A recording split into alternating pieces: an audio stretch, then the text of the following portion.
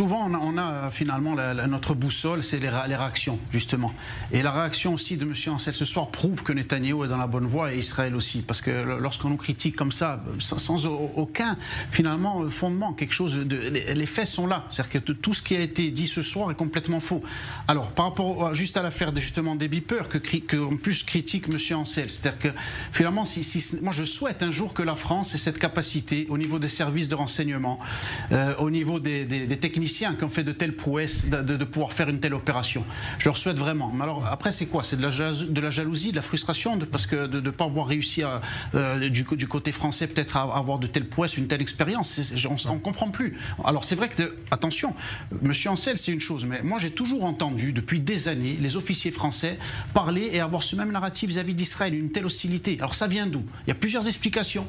Alors, je me dis peut-être c'est aussi au niveau...